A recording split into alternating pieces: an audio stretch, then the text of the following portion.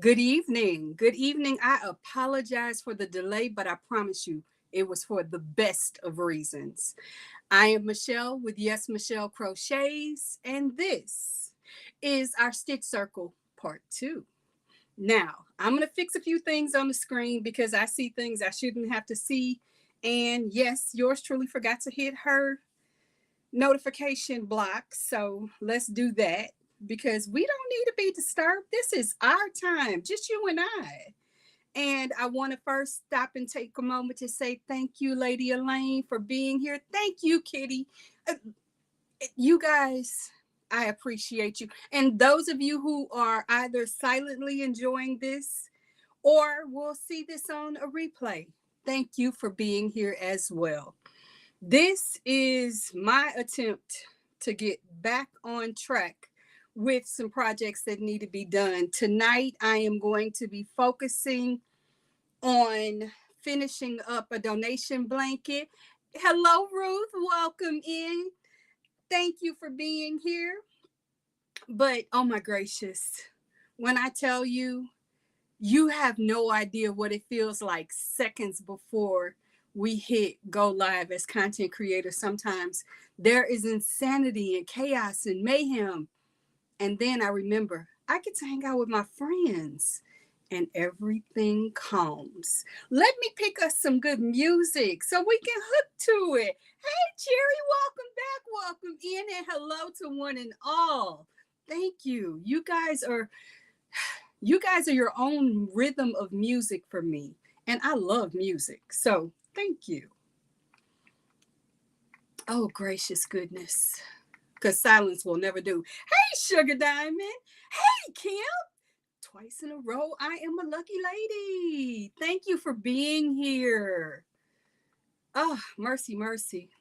Oh, yeah, my presets are already set.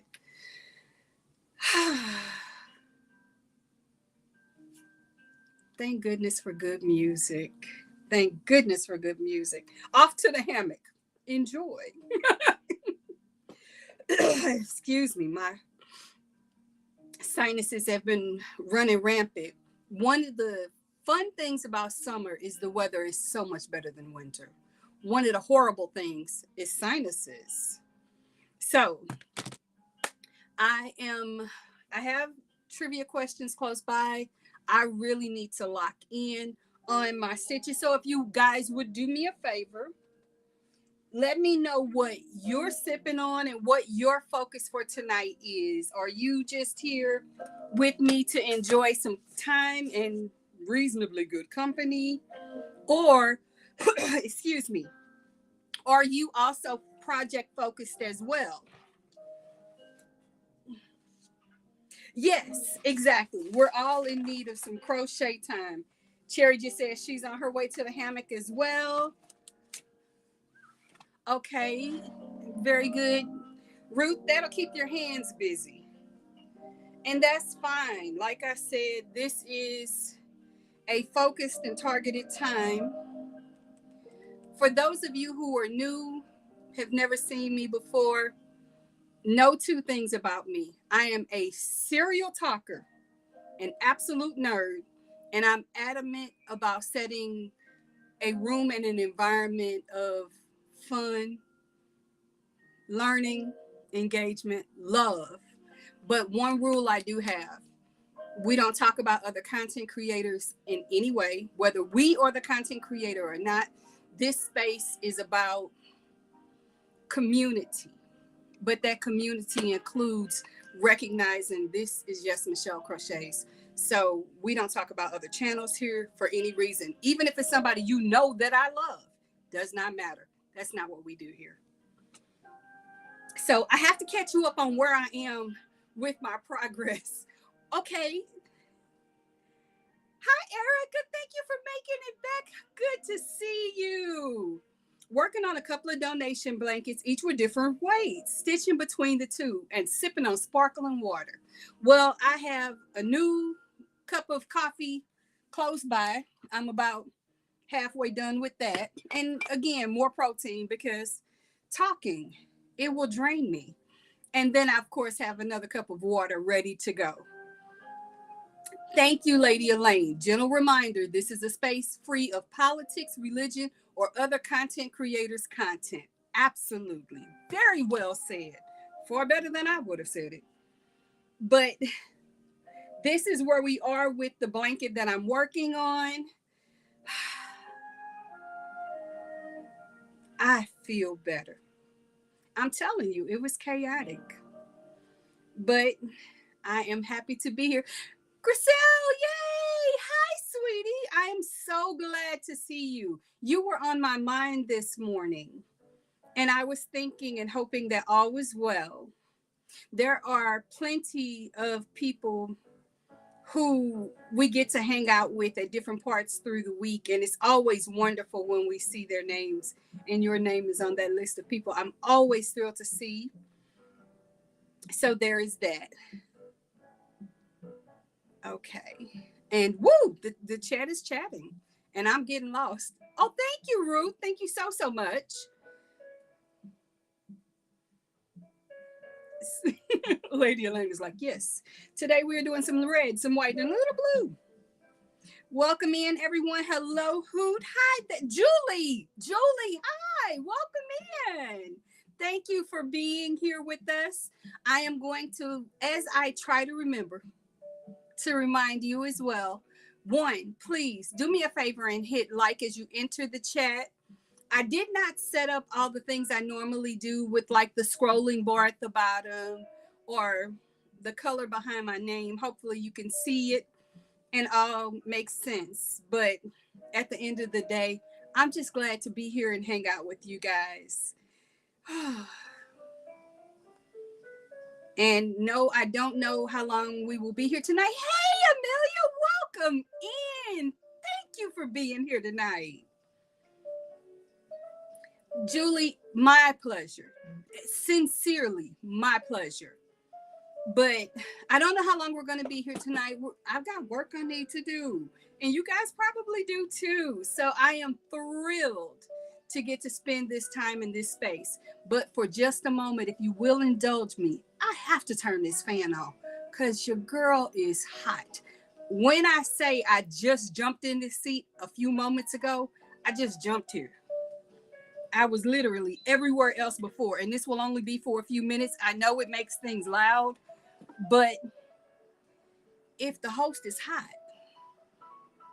because of a personal summer, give us a little bit of grace, please, and thank you. So, you know what? I don't know what I've taught you, but if I've taught you anything, it's been my honor to do so. And for the other, I'm trying to remember. I got 2 emails today about the butterfly pattern. So let me address that right now.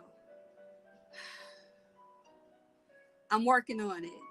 There needs to be a tutorial for my butterfly pattern because it is a multi-step project. And the only way to make it make sense is to make sure that there is a visual explanation of the words that I use. Because if you don't know at all, let me be clear, I'm wordy. I know who I am. I've met me. I talk a lot. I also write a lot. So that makes that pattern a little more challenging than it could be if you had a visual support to make it all make sense. So thank you for your grace and your patience as I finish tweaking the tiny parts and find a time to make that tutorial. So it's a lot of different pieces, and I still have full-time obligations that are income generating. So there's that as well. So I'm sorry, I'm getting behind. Ruth said, and see the other thing, I'm supposed to be able to see the chat on this screen, and I can't. Part of it is cut off, so I can't see it. So that means picking up another device to see you guys. Said I'm on a single crochet row. Bless. So, my goodness gracious. Thank you guys. And oh my word. This day has been so much fun. I've caught up on a few emails. I'm not at anywhere to the point where I need to be on all my emails, but I'm getting there. I'm getting there. And okay, wait a minute. What was that she said? I'm sorry. And thank you to those that assisted Michelle with testing the pattern. Oh yes, the feedback. When I tell you it was the reason that one, I know I need a tutorial. And two, it was so helpful to me to have people at different skill set levels and be honest with me and say, you know what, Michelle, this makes no sense to me. I know what you're trying to say, but if I just go based on what I'm reading, it's not clear to me. That means everything to me. And of course, someone just went to my door, which automatically shuts my music down because they want me to pay attention. But there's that. Welcome in, everyone. You guys, thank you so much for being with me tonight. Do you have any idea how good it feels to feel like somebody cares enough to see you for 2 hours this morning and then circle back and come and hang out with you again? When I call you guys my besties, now do you see why I call you my besties? You all are such a spirit booster for me. And those who know that this was not my story even a year ago, 6 months ago. I could not say that I was comfortable sitting in a live stream and being present. I did it because I thought that was what I had to do. And then when I realized I didn't have to, I stopped until I could find my voice, my cadence, and my space in this YouTube world. And now that I have, having you all come back and support me, it's immeasurable. It is immeasurable. So thank you for being here. I'm hearing movement, and I'm hoping that that does not mean somebody's about to walk through that door. I've been very clear about I'm busy tonight. So, like I said, tonight is about you. It's not about the extra sounds or the extra voices. And please know, you may hear sounds around me. That's just because I don't live by myself. So sometimes my family is here and they can be audible, but I love that they're here. I think one of my most beautiful joys of life is being mom. And though my children are grown and could be in their own spaces, they choose, for now at least, to be with me. That makes me happy. But they also know my mother needs a break. She needs to hang out with her friends who understand fiber. So we have all of that to enjoy as well. And I mentioned that I have a second blanket that I need to get done, ideally before Thursday. This is a graduation gift for one of the children who I used to provide care for when they were small and they just graduated from high school. I have two that I'm aware of that graduated this year. I have three that are graduating next year. And it's an amazing feeling to do what I do for an income generating living and still be able to have a relationship with those families. The children very rarely remember me as their child care provider, but the parents don't forget. And that's heaven. That is absolutely heaven. And I can turn this fan off now because I'm starting to feel a little bit better. There. And I can turn that down because I had to compensate for that noise. There.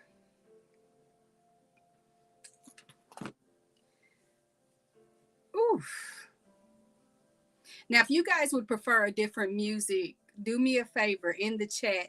Let me know, is there a particular type of music that you enjoy crocheting to? And if I were not live, what might you be doing? Would you be working in silence? Would you be Netflixing and chilling? What would you be doing? And honestly, if it were Netflix or a movie that you'd be watching, what would you be watching?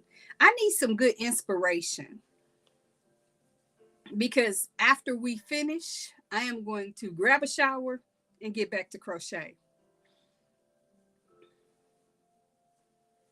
So I would dearly love to know, what would you be watching if you were watching television? What is your television of choice? Is there movies? Is there a classic movie you love? Or is there a television show that you're binging? I know there are a number of people in my crochet circle and outside of who've told me I need to watch The Crash. And I haven't done it yet, but I'm interested. It sounds interesting, at least. Let me scroll down so I can catch up. Listening to true crime podcasts. Oh my goodness. Okay. So, Julie, I have to ask, are you following any particular stories that are happening right now that are exciting or interesting or have your attention? Like, okay, guilty truth here. I have been listening to the storyline of the Murdaugh trial and the fact that I think he's going back to court. That's interesting, sort of, a little, but not really, kind of scary. Ruth said, been watching Law and Order while crocheting for about a week now. Okay, okay. The Crash is really good. Okay, okay. So, because I got to jump, did that girl go to jail? That's what I want to know.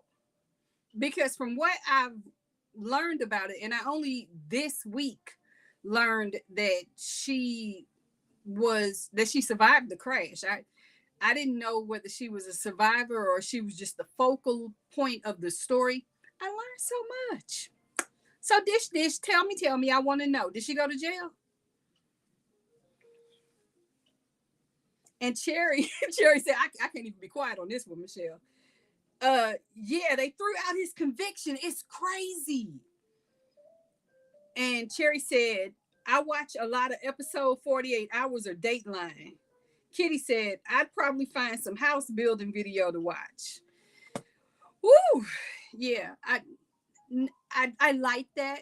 But I'm gonna tell you another weird thing that I'm probably never gonna do, but I really love watching is those van life videos and tiny home videos. Don't ask me why, but those two, I could binge that for quite a while. But I also am learning to like true crime. Oh, yes, she's currently in prison. Excellent. I love a good justice.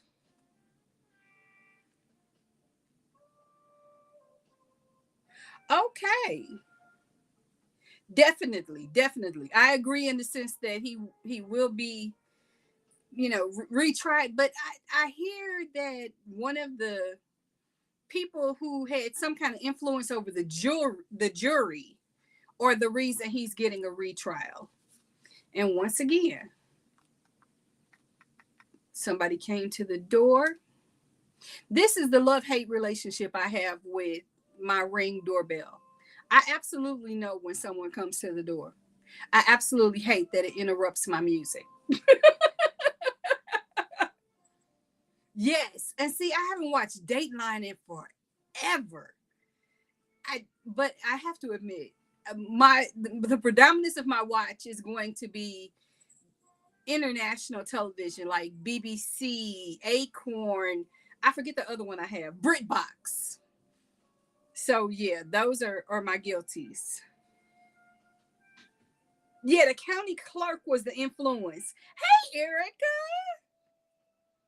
binging Flack right now. I haven't seen Flack. Want to show from Anna Paquin. I also like stand-up comedy and documentaries. So, Erica, who's your stand-up comedy person that you enjoy watching? Because I've got several. And each for different reasons. Yeah, the county clerk was a mess. That's the craziness. And I'm like, if he did what they say he did, would you want to be influencing him in a positive way? I think not. I would be keeping my distance. I'm barking at my television because once again, someone went out the door and it set my music off. So I get to skip through to the next song. Yeah, she made several remarks to the jurors. Yeah, there's a podcaster, a legal podcaster on this space that I think she does a really good job of talking about these types of storylines. And wow, I'm just thinking about it, and I know her name, but I won't say it because again, even though she's not in this community, I don't want to directly influence one way or another in any situation. This is neutrality space, but she does a really good job. And in fact, there are several of them that I have watched off and on. I find it funny how, and this is a YouTube comedy moment for me. I will watch certain, podcasters or certain content creators, and then I won't see them for a long, long time. Then all of a sudden they pop up and they're fresh. And not that they've done anything different or didn't earn my watch time, but I fall down these rabbit holes and I get lost for a while. Such as the one of the van lifers that I was watching for over a year. Then all of a sudden I wasn't.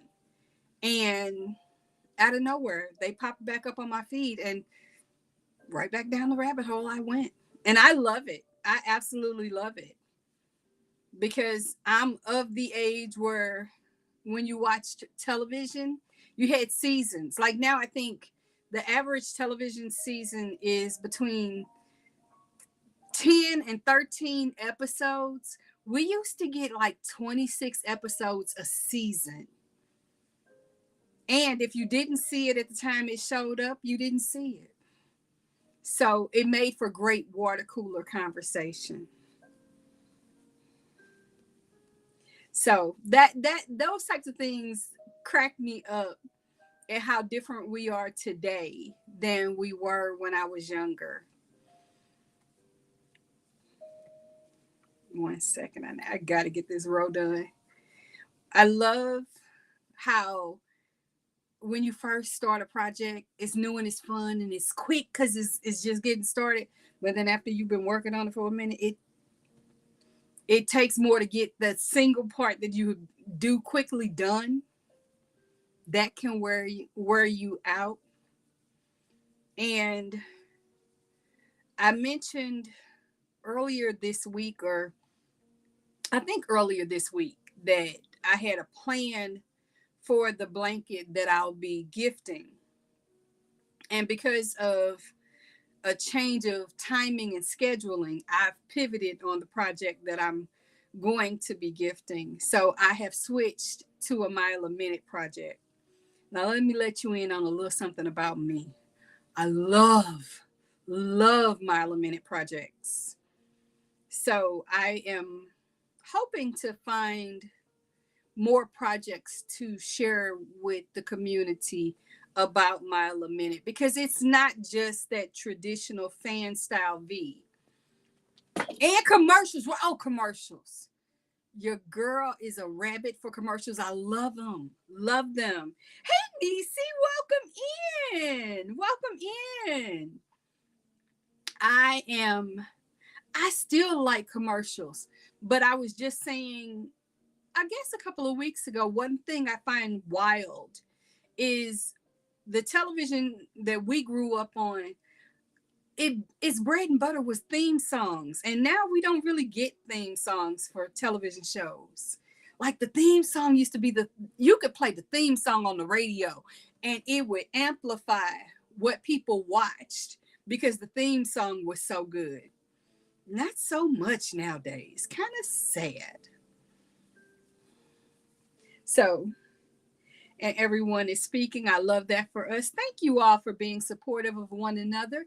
And we are coming on our first 30 minutes. So I'm going to stop, put my hook down, tell you to do the same. Grab your cup, whatever you may be drinking, and have a sip. Get your drink on. Mm, this is so good. This was what was left of my cold brew coffee in the refrigerator. I just added a little bit of creamer to it. And oh, I so needed that. So I miss I miss television shows that had a sincere end of the season cliffhanger and that you had to wait all summer. You could watch the reruns to catch any of the storyline that you might have missed. But at the end of the day, knowing that whenever their fall season began, whether that was as you were getting ready to go back to school or you've been in school for a few weeks, and then the fall lineup would drop. Oh, that to me was just the best of best. It was like, okay, you get to go back to school and see all your friends, find out who your teacher is, all of that. And then once you settled into your school routine, boom, here comes all the great fall shows that you've been waiting all summer to see. Sip it if you got it. That part. And I hope you have it. Guys, make sure that you're hydrating appropriately. Make sure you're stretching your hands and giving yourself the appropriate breaks because yeah, marathon crochet sessions are fun, but not if you wear your body out or you hurt yourself. I do not want you to do that. Now what did Cherry say? Like who shot JR? Oh goodness. And I remember spending all that time trying to figure it out and guess. And now, on that same vein, who shot JR to this day is one of the most pivotal television moments. The thing they did that was dirty and ugly was when they killed off Bobby and then tried to bring him back and say it was a dream. I was so incensed. And that was the jump the shark moment for that television show because it pretty much killed the show. So there's that. And what is yeah, Sugar agreed with Cherry on that one. That was crazy. Yes, it was. So, oh my mercy. Another outrageous classic television moment for me to remember at this time was the television show Soap. Soap was such a great TV show. But and here, okay. See, I can get away with it now because I'm grown. I'm like grown. My parents used to send us to bed at 8 or 8:30. I don't remember what time, depending on how old I was. But it was always right before the television show Soap came on. So I'd get sent to bed and I'd be quiet, but I'd immediately slip out of bed and go stand just out of shadow view to watch the whole next episode of Soap. The thing that made me stop doing that was when there was the baby situation, and I can't say the actual word because YouTube has rules about certain things you can and cannot say, but it was wild. I will say that it was wild. I loved that show. Good old dream sequence, right? Insanity. Soap was fabulous, and there was a cable station that used to show it like every summer. And I don't have cable anymore. So I don't even know where I could find that show. But I loved watching it. I will say this, the mother of the child's name was Corinne, if that helps, if you remember that show at all. And I thought Corinne was such a cool and beautiful name. And Terry said, I remember my mom watching Benny Hill. I never got to, I mean, I've as an adult, I've seen, snippets of it, but never seen it. And I would say probably 5, maybe 6 years old, I watched from beginning to end. And man, this was hard because I had to pick different channels to see it from. The show Cell Block H, I think it was called Cell Block H. I had not seen that either, and I wanted to. So somebody kept saying, "Oh, you need to see it. You need to see it. You need to see it." So I watched it. I was so hooked that the person who told me to watch it, I'm literally watching the episodes, and then the next time that I see this person, I'm telling them, okay, so this is what happened in this, and giving my whole synopsis like they haven't seen it. But their take on it was from their childhood.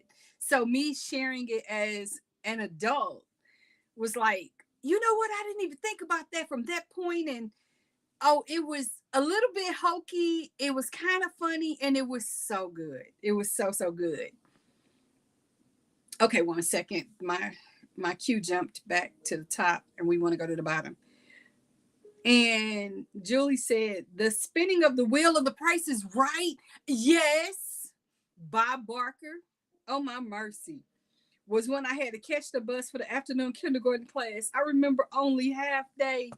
Now, for me, that's kind of similar.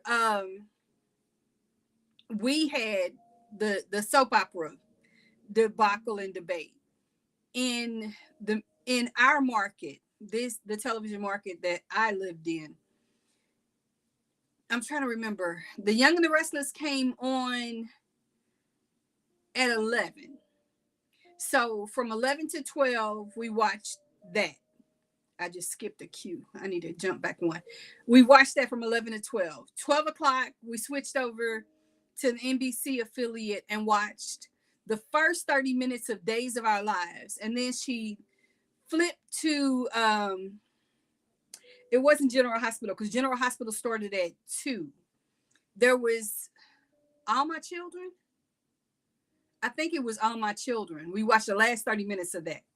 So she split between 2. And I say she, I'm talking about my mother, because though I was very much addicted to the soap opera experience too, I didn't get to see them without her in the room. And I remember, I think she watched Ryan's Hope, but I think that was during my nap time, so I didn't get to enjoy that one.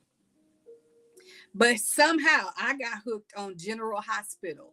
So much so that during the school year, I would run home. Well, walk very rapidly. I didn't run anywhere. But I would rush home, toss everything on the floor, and boom, I'm watching at least the last 15 minutes of General Hospital. Oh, mercy. And to this day, I don't watch any soap operas. So love J&R. Mom still watches, or Y&R, I'm sorry, mom still watches it. I gave up when Catherine Chancellor exited her mortal coil. Oh, As the World Turns. I think you might be right. Oh my goodness. Like I said, I had my favorites. Y&R was my thing, to the point that at one point I worked at a casino. And one of my stipulations was, if I had to work during the 4 o'clock hour in this market, was that had to be my lunchtime, because I had to go watch my soap, or I couldn't take the promotion they were offering. Now, that's some dedication for your insanity, to plan your lunchtime around when your soap opera was coming. And then I'd come back, get the rush down for 5 to 6. Well, 5 to 5:45. It would take 45 minutes. And then fill everybody in on my side, all the things that I had seen. and share what, it was my opportunity to do a report. When I tell you all, I love to talk. I love to talk. So this was so much fun and so easy for me to do. And oh my gracious, that was just like the coolest thing. People would wait. Okay, I clock, swipe in, because you have to swipe into the area that I worked in, and grab everything, get everything set up. Where if it was a pivotal storyline, like let's say it's Monday and you got to catch up from everything on Friday, people are like, okay, what we miss? Hold on, let's get this crowd down. As soon as the crowd got down, it was time for the report, and I would give it. It would be so much fun. It made going to work worth it.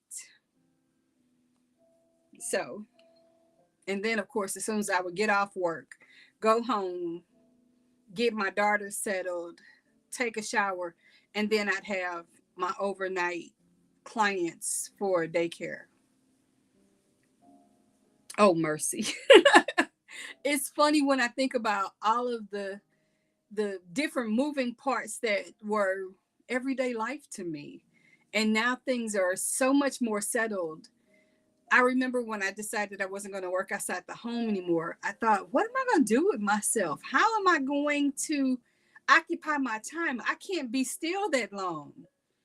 But I've mastered it. And it feels so good to not be in that rat race, rushing around. I prioritize my peace and quiet and stillness, though I still talk like forever, ever. But you guys are kind enough to endure my conversation, which makes it even better. Yeah. But oh, I I laugh, and people who know me in real life know that this is not the best way to do things, but it was the way that worked for me. I never took vacations. Like, I had one job where my boss brought me in. They threatened to terminate my contract because I never took time off. I was costing them money because I never went anywhere. So they scheduled, okay, in 6 weeks, you're going to take off 2 weeks. You're not coming here. You're not coming near this building. We don't want to see you. Okay. Do you all know I went and found another job to do for 2 weeks? And I did that for 4 years. She was so sure that she had gotten me. I'm taking a vacation. No, I just went and worked somebody else's job for 2 weeks while I was on vacation. And Cherry said, wait a minute, okay, stop jumping. My nickname growing up was Edith Ann because I never shut up. I don't get the Edith Ann. Oh, you have to help me with that one. Edith Ann? Are we talking about Edith from like Archie Bunker? I think that may be the accurate assumption. I may be incorrect. No, my nickname growing up among my friends was Brainiac. And then Encyclopedia for a long time, because I didn't just know the answer. I knew the reason that the answer was the answer. I was also that kid that just I didn't have any respect of person. If you were an adult and you were not correct, I had no problem telling you. That's not right. That's not right. That was me. Lily Tomlin character on SNL. Oh, was that SNL or Laughing? Yeah. Okay, okay. Was that SNL? I thought that was Laughing. Okay, I may be confused, but I know who you're talking about. I love Lily Tomlin. Oh my goodness, I love Lily Tomlin. And my new popular opinion or unpopular opinion, depending on your position, love Jane Curtin. Like, I remember some people saying she wasn't the best on SNL. I thought she was a riot. Love Jane Curtin. Oh, what about Carol Burnett? Oh my. See, yes, yes. What was it, Mrs. Tuttle? Oh my mercy. Yes, yes, yes. Yes. Edith Ann was a character skit by Lily Tomlin on Ron and Martin's Laugh-In. See, when for some reason the moment you said Lily Tomlin, I thought the rocking chair. Yes, might have been laughing. It was. I thought I was right. We have one of those here. If we're wrong, he will correct us. Now, see, that was me. I may have said this here. I may have said this elsewhere, but I said it very recently. Oh, I think I was talking to a friend on the phone. We were talking about an experience growing up, and I'd gone to a, I think the zoo with my daughter. Ran into my first grade teacher, and she's, waxing poetically that I was one of her favorite students and this, that. No, I wasn't. Now, do you think I had the grace to not say that? I said in front of her and my daughter, no, I wasn't. You didn't like me. And she was like, oh, yes, I did. You were a challenge. I'll say that. No, you didn't like me.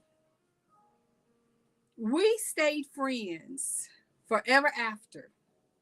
But she's like, one thing about your mother, whatever her opinion is, that is her opinion. You're not going to sway it. And if she thinks that this is this, that is that, and you just may as well go ahead and move on to her side because you're not going to win this war. Mrs. Wiggins. Yes, yes, yes. That was that. It wasn't Mrs. Total. It was Mrs. Wiggins. Yes. Yes.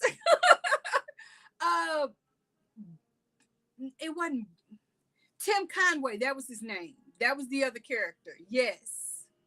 Loved Tim Conway. And I can't think of, was it Lyle Wagner? Was Lyle Wagner the other gentleman from the Carol Burnett Comedy Hour?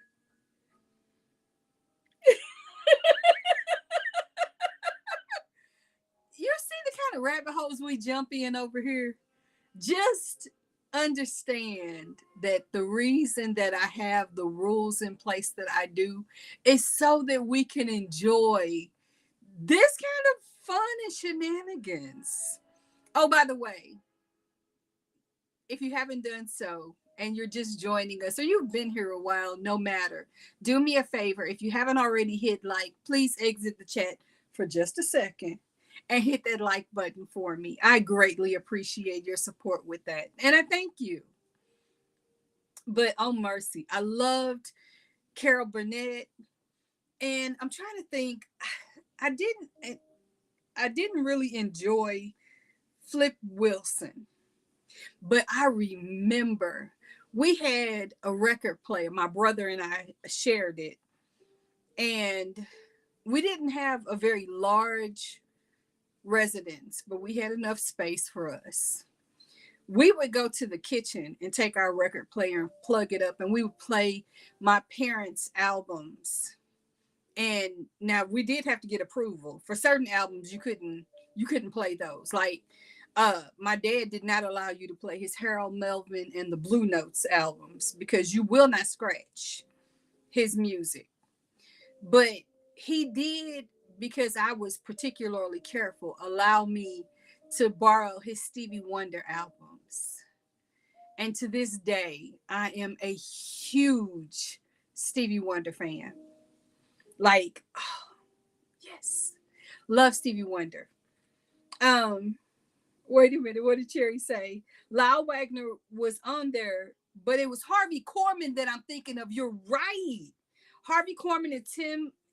Yeah, Lyle was like, wasn't he considered like a special guest or something? He wasn't a primary player for that show. But that is what rolled into Mama's Family with, I can see her, guys, help me out. What is her name? because it wasn't Carol Burnett. It was, I can see her. She's younger. And I can't think of her name. I cannot think of her name. Vicki Lawrence. Thank you.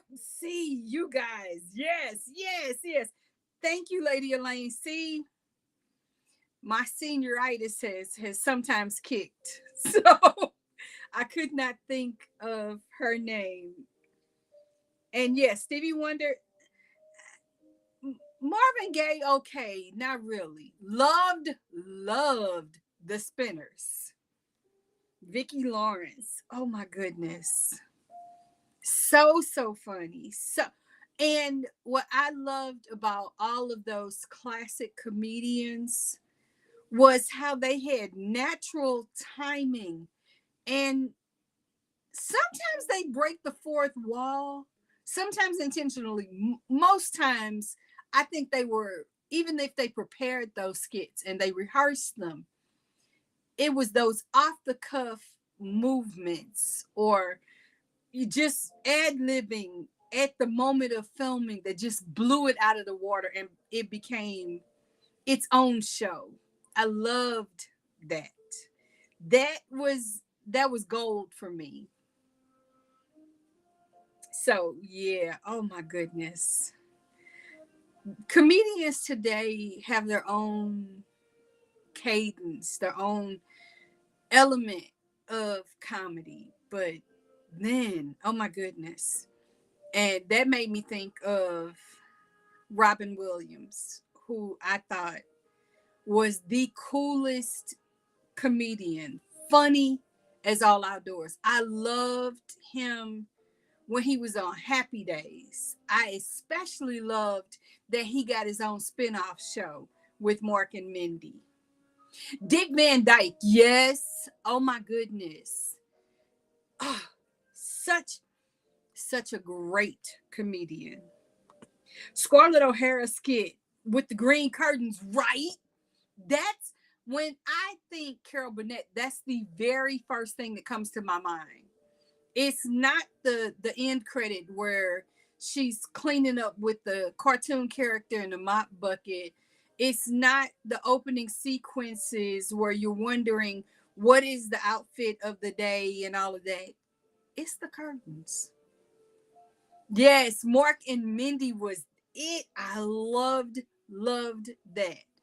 I have no idea what made him think of putting his head in the chair to talk to it was Mark from Ork, and I can't think of who his commander was. Somebody can help me out with that. And a dentist skit with yes. Oh my goodness. Rhoda was good. Rhoda was, I like the comedy of it, but all of that to me takes me to the movie Barefoot in the Park. And I loved that movie. I loved watching it. And I think the last time I saw it was maybe 3 or 4 years ago. And loved Three's Company. Although I have to say, after Chrissy left, it just didn't have the same level of comedy. I liked the Ropers, but I never watched their show. I liked them as a part of the ensemble of Three's Company. And of course, to think about all of that makes me think about The Facts of Life and Different Strokes. Oh, gracious goodness. Mary Tyler Moore show, yes. Like, I cannot think of, well, I cannot think of Mary Tyler Moore show and not think of Betty White playing an airhead. Rhoda and Mary Tyler Moore were some great, yes, they did have some great crochet wearables. Mercy, that was so true. But that's also quintessential late 60s, early 70s, and the ponchos and the fringe, and oh gracious. Now totally disconnected to that thought, but this triggers this memory for me. That brings me back to being a little kid, and I think I was just looking at, you know, I don't know if you watch other channels that show like flashbacks to the generations when you were a child. I just saw a flashback of different products that we were just, it was everyday normal to us.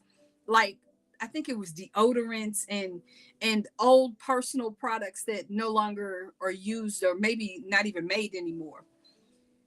And as a kid, I think I was 6, and my mom decided I needed to start using deodorant. So she bought Tussie, which was a cream deodorant.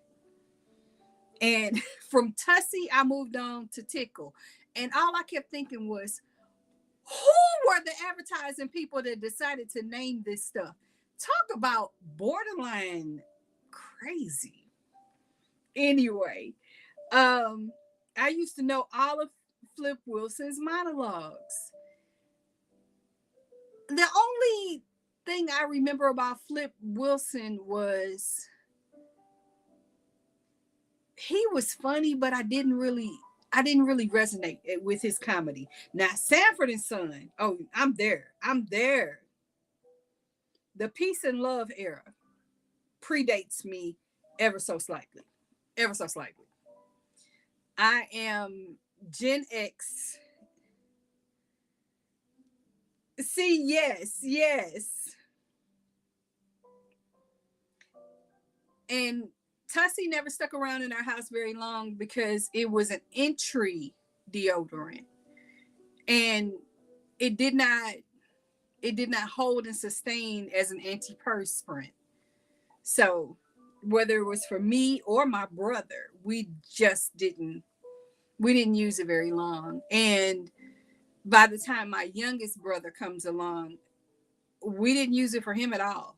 I think he immediately went to, a more potent antiperspirant, or deodorant. I don't remember what he used. I want to say I think he used Sure. But I remember when Sure was sold in aerosol cans, the tall ones. Oh goodness. And remember the smell of Prel shampoo? Oh mercy. It's 7:55, guys. Get your cup. Take your sips. Take your sips. Mmm. That is so, so good. So that was a scent that I absolutely loved. And I don't know if they make this hand soap anymore, but remember Lava Soap?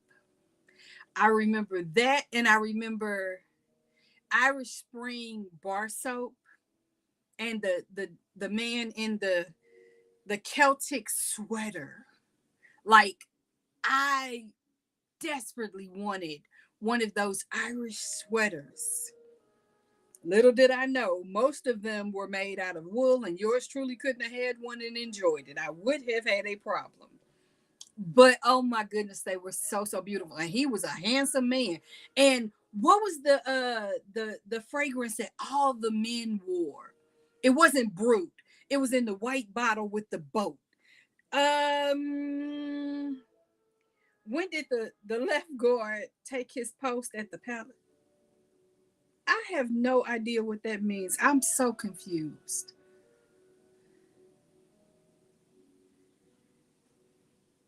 I'm okay.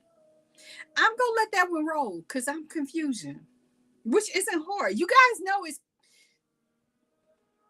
technically it's past my bedtime, but I gotta get these hooks going. So thank you all. Old Spice, that's it. Thank you. Kitty Lane, go stand in the corner. Confusing me. You know my brain's power is limited right now. Oh mercy. Dad jokes from Kitty Lane. We will write that book. So yeah, Old Spice. My grandfather wore Old Spice, and oh, that brings memories. Now I don't know if they even still make Old Spice the way they used to. Let me say that. I know that there's Old Spice body wash, I think. I know there's also Irish Spring body wash. I don't know if they make it in a bar soap anymore. And remember soap on a rope? Oh mercy.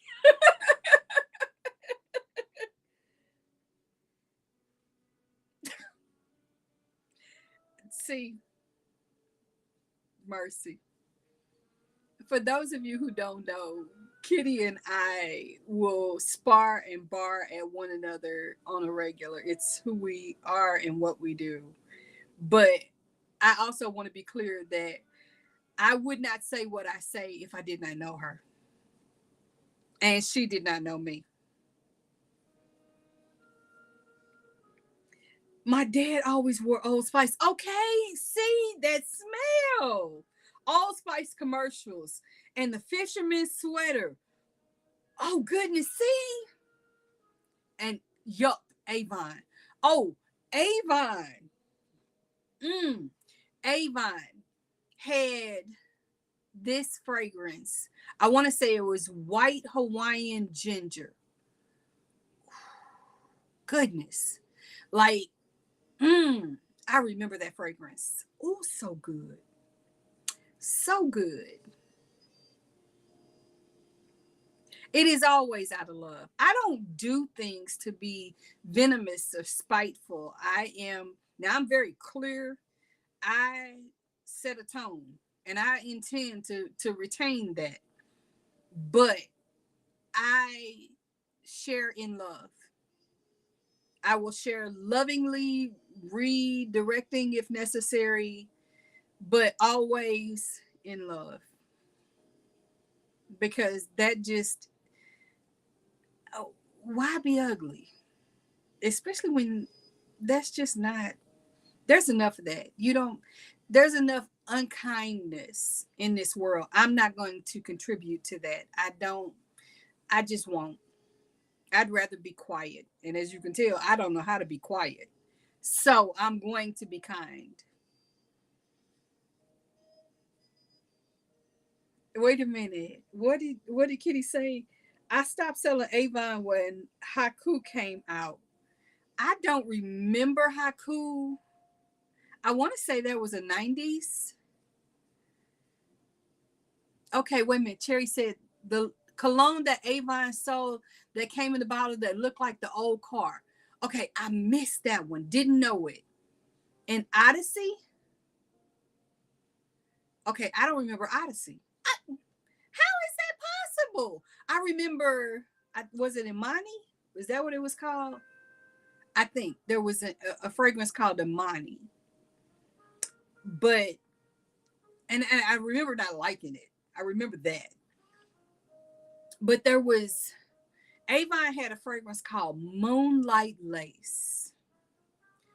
Oh my goodness. It was so good. Like, it was so good. I bet you. I'm willing to bet you.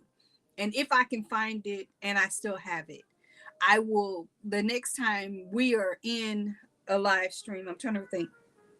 Next time I'm in a live stream, Lady Elaine, make a note of this because I'm going to forget. You know this.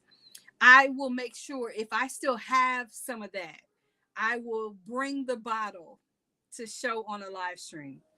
It was so serious. Loved this fragrance. But that was one of my go-to scents in my early 20s. There used to be, remember catalogs, by the way? Talk about a random thought. Catalogs. There was this semi-upscale place called Spiegel's Catalog, and they sold a lot of Rodeo Drive-esque products.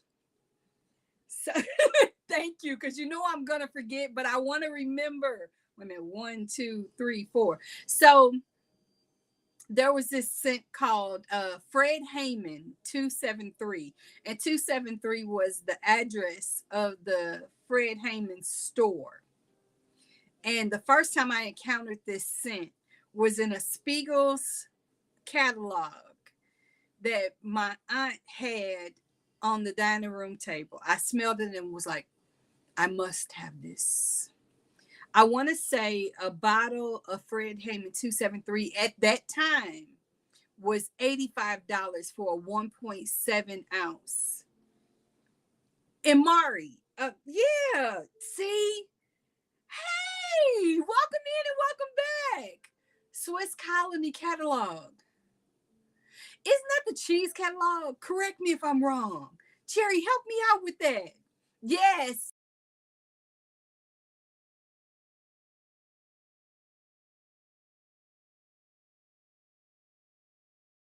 Of course, we get internet connection interruption. And I'm back. I'm glad to say that was quick. But she was like, nobody's going to pay $85 for that. I did. Saved my money to purchase that fragrance. And yes, do I still have some in my perfume collection? Uh-huh. Did I buy it as recently as maybe 6 or 7 years ago? Uh-huh. And it evokes memories for me. My daughter and I were talking several months ago. I'm sorry, wait a minute. Let me catch up with the chat too. Erica said, too much excitement. Colony is from a town where I lived in Wisconsin. Everyone in town and who had family who worked there. See, that's the beauty of small town life, I think. And maybe not even so small of a town. Like in this community, there were a lot of manufacturing factories. And I lived as a child very close to a factory that went out of business called Carter Carburetor. I don't I remember the building being there forever ever. It eventually was knocked down and they expanded the Boys and Girls Club onto that space. Now I was told before that factory was there, it was Sportsman's Park, which was home of the St. Louis baseball Cardinals. Now all of this is well before me, but I remember that. And we also had two car plants. Both were Chrysler locations. One in the city limits, and then there was one far off into the county. But oh mercy, all of those things are long gone now. But man, the memories of that meant everything to me as a kid. And I remember the smells, like a random smell that to this day I can't describe to you, but I can't forget was there was a cleaners that did dry cleaning very close to my mother's mom's house. And they had a bubble gum machine. I want to say it was like a nickel, but it was a coin operated hand crank one. I don't think anybody ever bought that gum, but you could smell it the moment you came into that location. Oh mercy. That's a positive trigger moment of memory for me. Yes, cheese and sausage and petite Petitfour. Okay, yes. Small town, about 10,000. That is small. That is small. But yes, see, these are the kind of things that I think is lost today that we kind of need it. I know it's a slow down thing. I know it's you know, it's a memory that you can't rewind the clock on. But it's those little things that mean everything to us as adults. And the fact that those things are gone is such a loss. And kind of sad. Like, our kids will never know the joy of being frustrated and slamming the phone down. Because if you slam your phone down today, you won't have a phone. They won't know the pleasure of telling your family, I'm going outside and I'll be in when the street light comes on. And know that you can be wherever and your parents have no idea. They just have to trust that you're going to come back home on time, because there was no way for them to check. Now, if you said I'm going over to so and so's house, they could call so and so's parent and find out whether you arrived or if you were indeed there. But if you just said I'm going outside to play, then you were outside and that was all they could know. 1, 2, 3, 4. I'm on row 5. I have to double check to make sure I'm on track. And I think at some point I need to measure this. But oh mercy, it just, those are the kind of things that, as much as technology has moved us along in so many ways, I mean, my goodness, I get to be friends with all of you and you're wherever you are and you have the beauty of anonymity. The sad part is I wouldn't know a lot of you if it weren't for technology. But I miss times being a little bit slower. The double-edged sword that is technology. Okay, 1 second. Let me catch up. Let me hit my button. I'm hearing movement, so forgive my crazy faces. Um, when our phone rang, the handle would jump off the cradle. Not quite that bad in my house, but we also kept the ringer kind of low. And Cherry said, South Central Wisconsin, just north of Freeport, Illinois. Okay, okay. Now, I happen to be one of those very rare people, maybe. All my life has been in this city, in St. Louis. Now, I've lived in different parts of St. Louis because it's a major metropolitan. I've had the fortunate opportunity to live in different pockets, but basically still the metropolitan area. And because of that, I didn't drive until I was 27 because I didn't have to.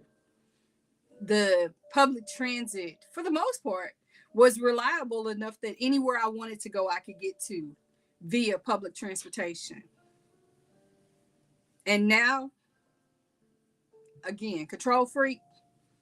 No, I'm not. I'm not catching public transportation. I don't have that kind of patience. And I'm spoiled, mostly by me. But that's my truth. And Deborah said, okay, wait a minute. Yes, we would not have met as you are in Northern California. Oh, yeah. And time differences. Now, speaking of times gone by and how things have gotten better, we don't consider it a long distance call for me to speak to somebody in a different state. I remember when different area codes meant you paid an extra fee to talk to them. I also remember when cell phones first came out, you paid per minute and you paid after a certain period of time, the phone calls were free. And remember thinking you had an advanced phone when you could flip up a part of your phone and you had a little keyboard, and this keyboard was super tiny. But we just knew we were all the things. I remember having a pager, and I had a big boy pager because mine, it would scroll the letters and the numbers. So yeah, I also had a tiny little like teal blue green one. Oh, at one point I had two pagers. And I can't even imagine having a pager now. I had the little tiny, the original one I had was a little black one that just showed the number, and you'd have to call that number to find out what they wanted. We had codes that meant different things. Like if one of my friends wanted to tell me something that I needed to know, but it might not have been the appropriate thing to tell me, I'd get a code like 411. I had a code with a couple of friends who shared an apartment where one of them, if they wanted me to call the house, their number was 26 and the other one was 13, which was the date of the month they were born in. So stuff like that. And then of course you had 911. My parents, if they wanted me to call right away, would put the house phone number in, and then it would say 911, meaning I don't care where you are, what you're doing, you find the phone and you give us a call right now. So that kind of thing. But mercy. Yes. Okay, wait a minute. Julie said, I've been in the suburbs of Houston my whole life. I think that's kind of common for those of us who've lived in major cities, that we don't often move too far away from them. And Lady Elaine, you're right. It was 9 p.m. Unless you had the extended plan with some of the companies, you could start at 7. I remember only dialing 7 numbers. Only an area code for long distance. Exactly. Right, Julie? See? That's the funny of it all. Like, and though I didn't need to know it, I remember that the first 2 digits of a phone number were usually mnemonic, meaning there was a word associated, like Jefferson 13318 was JE53. So those kind of things, just, it's outrageous. It's outrageous. The things that are lost. Again, I live in a city where many of the downtown buildings are older, though progress they call it. They're knocking down so many of those buildings. I remember seeing advertisements painted on the side of a building, and though faded, some of those older buildings that still exist have those advertisements on them, and you can see it might say, Jefferson or whatever the other word might have been for the first 2 digits. And Sugar said, I remember you used to call the operator. Okay, right. 911 was something that existed after I was a small child. I remember you could pick up the telephone and you'd hear this voice on the other side that said operator. And you didn't dial 911. You asked the operator for whatever emergency service you needed, whether that was a fire or an ambulance. Okay. Forgive me, guys. There's someone on my porch, and I don't know if they're doing a delivery or what, because they just seem to be standing there. Okay. Yeah. They're leaving. Goodbye. But see, again, the advancements of technology and the double-edged sword that it can be. I love my Ring because I can see what's happening in real time on my porch and not have to deal with them. But we used to teach our young people how to appropriately talk on the telephone. Like, I'm sorry, this is such a big memory to me. I remember practicing by calling aunts and uncles and my grandparents, and you knew that when the person answered and said hello, you greet whoever answered the phone and then ask to speak to who you wanted to talk to.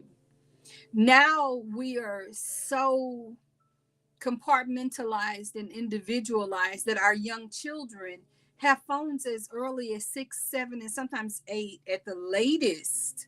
Not at the earliest, at the latest. Our kids have, many computers in their pockets.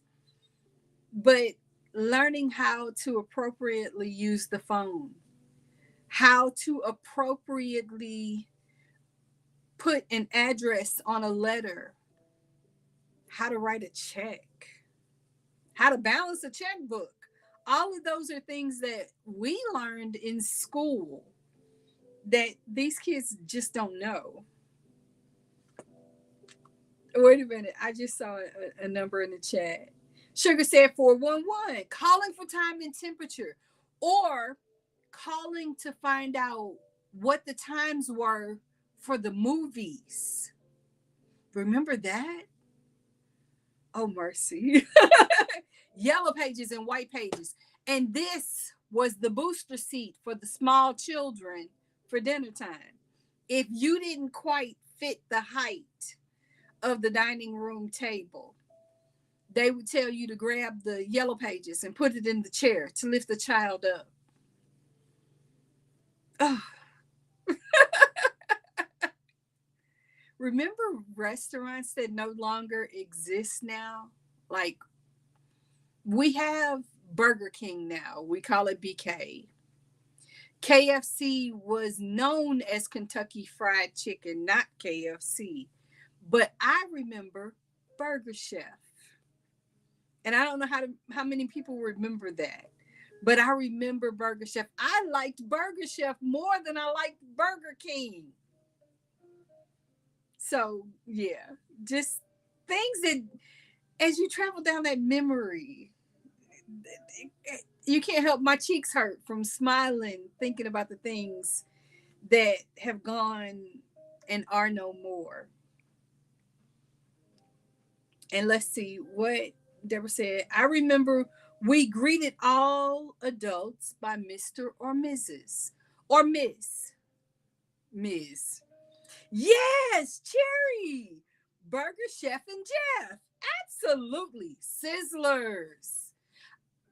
We had a Sizzlers here, but I never got to go there. And this is insanity, true, but insanity. I had not eaten at a Ponderosa until I was an adult. Just never went. It existed. I don't know if they're still in business now. But I do remember a restaurant called Ground Round. I don't know if it was a national chain. I remember Rax. Rax was like Arby's.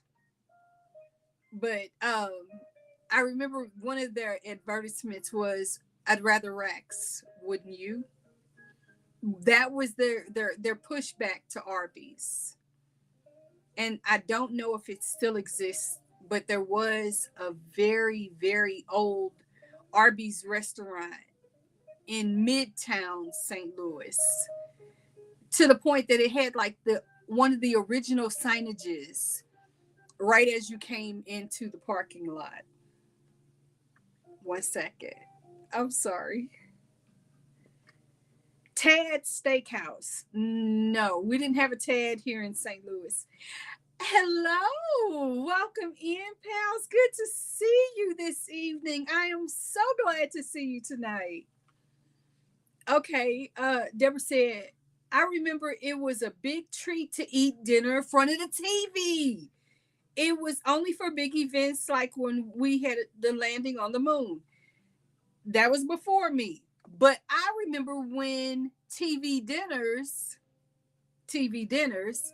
were, they were rare in our household, but they had all aluminum. It was an aluminum food tray with aluminum on top.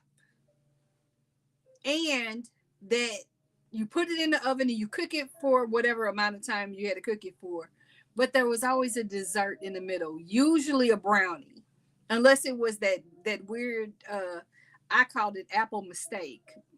Other people called it an apple pie. I didn't care for it, but I was picky. But I didn't mind the brownie because this was such a rare treat.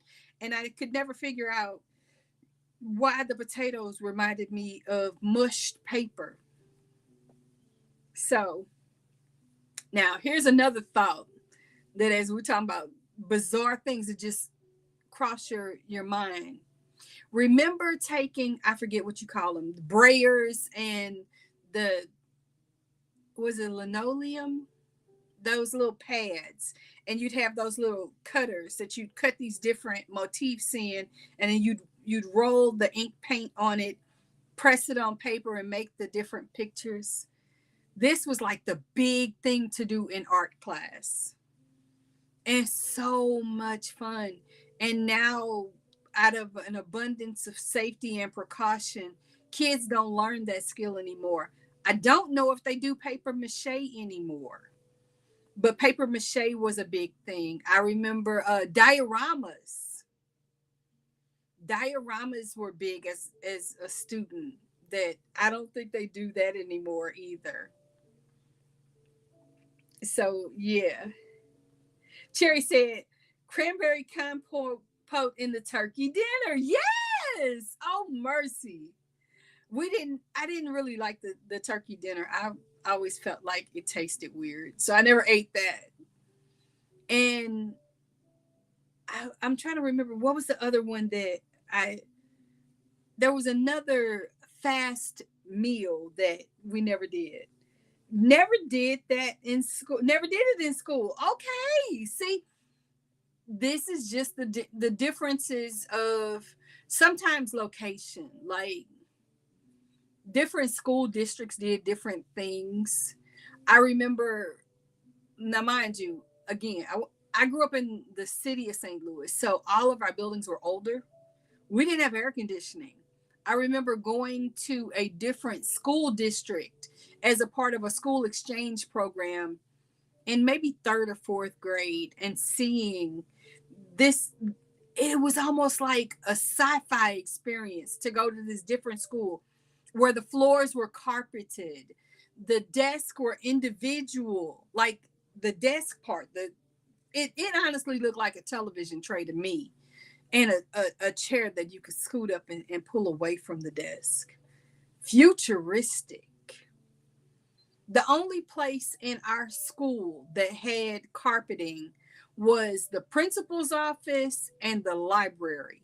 And in my elementary school, which went from kindergarten, the first and second grade was at a different building, but third through eighth grade, all of these students, and the library was like, it was so small it could have been a closet. You could go to the library every other week for 45 minutes. And I'm trying to remember, gym class for third through eighth grade was twice a week. So yeah, and kickball was a whole thing.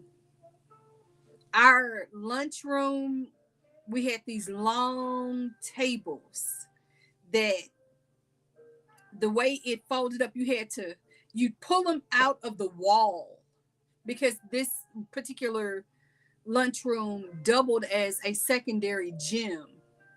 But you pull these tables out of the wall, and then you push the table. You have to push in the middle, and you push, and it would fold up and go into the wall. And the same thing with the benches. The benches did the same thing.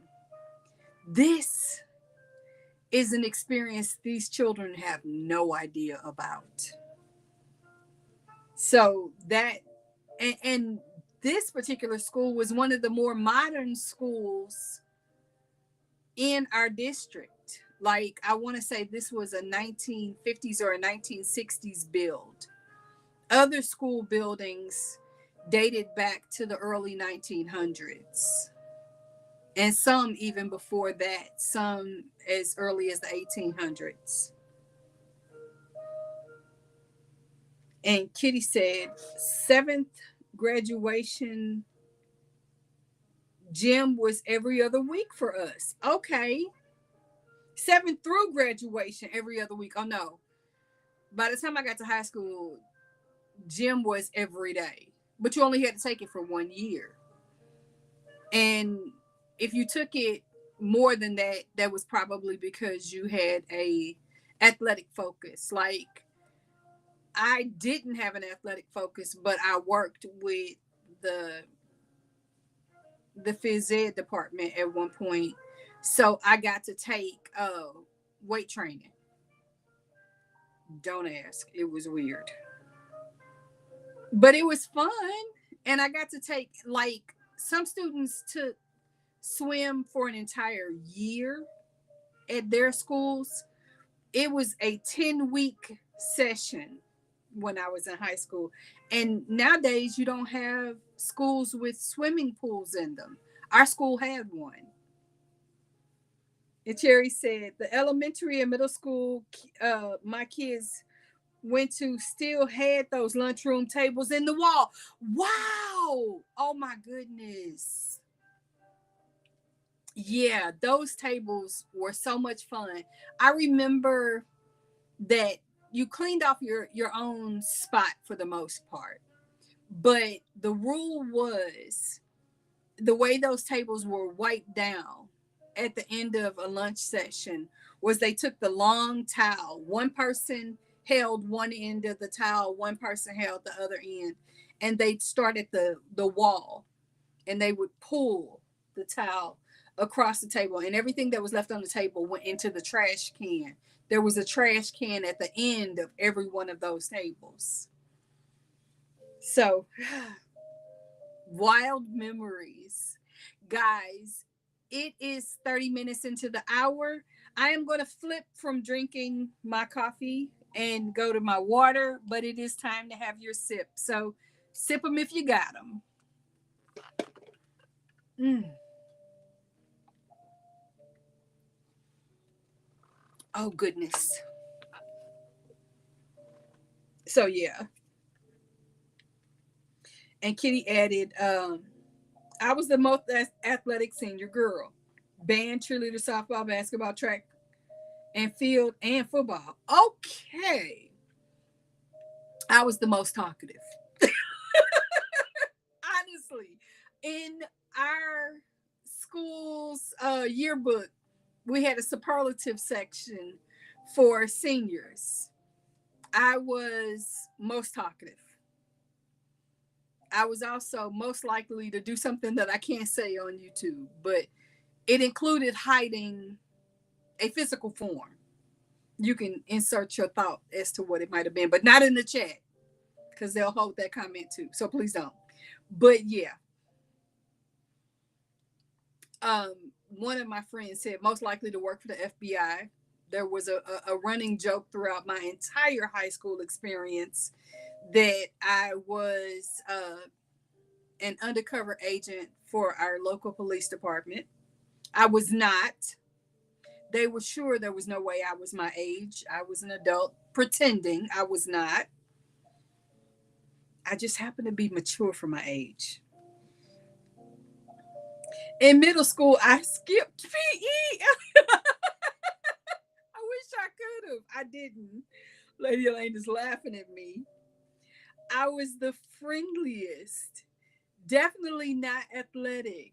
Oh, I don't believe that. I think we all have a sense of athleticism. I was like a track star at running my mouth.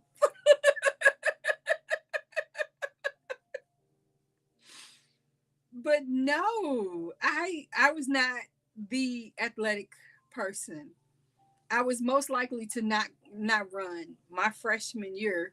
Mind you, I went to a military school, and the idea of not running was completely insanity. But I didn't run. I was not running.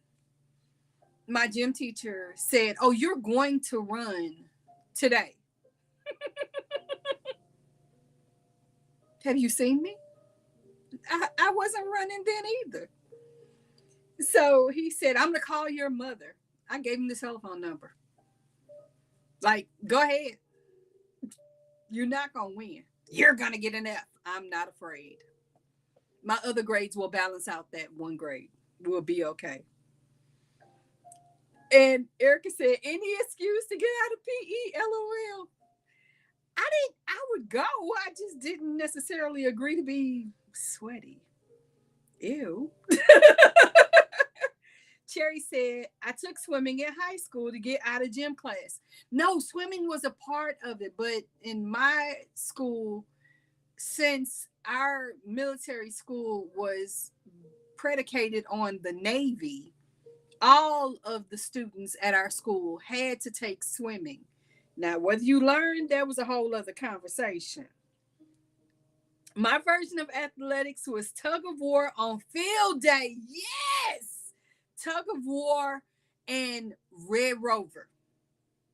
That, woo, I will not say out loud how many people got clotheslined. Remember climbing the rope? I remember not doing it. I remember not doing it. Erica just said, so embarrassing, Julie. I no, I was not climbing that rope. Not climbing the rope. And remember the presidential fitness award and testing and all of that? Like the boys had to do X number of pull-ups within a certain span of time. And the girls had to do the hang. You could lift your legs, I think was the thing. Or no, maybe I think we might have both had to do that. But girls could bend their legs and guys had to just dead hang. And I couldn't lift my legs. Like I would hold in position. Girls had to hold their wrists this way. Boys had to hold like this. I didn't have the strength. I am a person of a size. I didn't do that. And sit-ups. Remember sit-ups? Like you had to do so many sit-ups within a 1 minute period. And I think my teacher was like, okay, you're going to hurt yourself. Because when I could do them, I was very good at them. But if I had a headache, this was not your day to ask me to do that because it was going to be a no. I have always been the kind of kid who protected her peace. And as someone who had migraines, that was not a battle I was willing to take on. No. So there's that. And Pals is laughing at me. She's like, you're a mess. I was and am still a mess today. Yes. Cherry said, my school, you had a choice of gym or swimming. UP of Michigan, first hour swimming in the middle of the winter, definitely not fun. I'm trying to remember. Our pool wasn't heated, but we had a pool that was, I think they emptied it in the summer, but then it would get filled up in the fall. And it only got used, like I said, maybe 10 weeks because we had 2 gym teachers. We had other, sponsors of athletic events and activities, but 2 certified PE instructors. And I cannot say my instructor's name, not because I don't know how, but because his name sounds too much like something I'm not allowed to say on YouTube. But oh mercy, it was a riot. Like I remember when I first heard his name, I couldn't stop laughing. And he's looking dead serious like, that's not funny. It was funny. It was funny. And there's literally no way I can share that name with you if you don't know me outside of this space. But it was funny. Okay, wait a minute. Let me see. Okay, you guys are adding. I love this. 12-minute run and results posted. Never, because I was not running. I was not that girl. Told them I couldn't afford to injure my hands. I can see Sugar doing that too. Learning square dancing in elementary gym class. Yes. Yes, I did. Which might be why to this very day I know how to line dance. Strange things I know.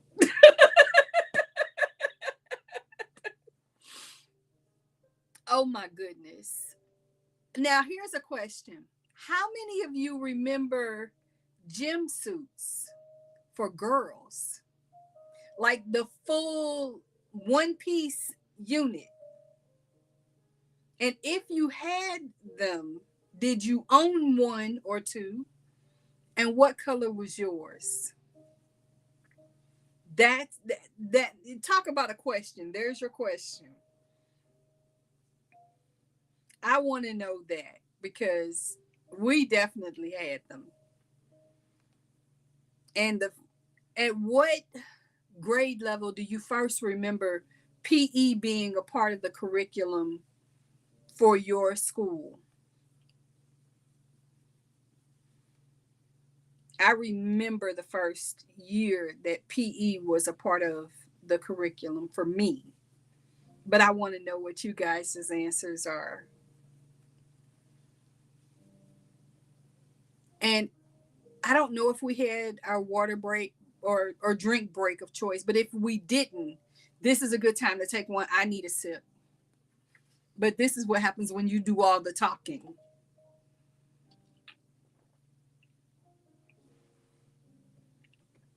Okay, let's see. Cherry said ours were gym shorts and shirt, red and white. No, we didn't have them. And we had PE, I believe, in first grade. Wow. Erica said grade 3. Okay. I'm going to give you guys a few more seconds before I tell you at what grade I first had PE, and which white might be why I was traumatized by PE from the start. PE started in 7th grade. In high school, our gym shirts were pink with red highlights. Oh my goodness. Oh, no, no, no. Whew. My personal summer is kicking in again. How rude. I am too far past that post moment, and yet I still have personal summers. 10 out of 10 do not recommend. Team, I don't like it. But this is why I said earlier that having an electric blanket with sleeves was a game changer for me. Because even though I still have personal summers, I also am the girl who will get viciously cold, like bone chilling cold in the middle of the summer. So yeah, that is my story, and I don't like it.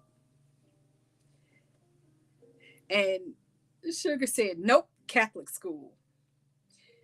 Lady Elaine said, started in kindergarten here. Sugar said, high school. Julie said, I still do too. Yeah. No, don't like it. When does it end? I don't need this.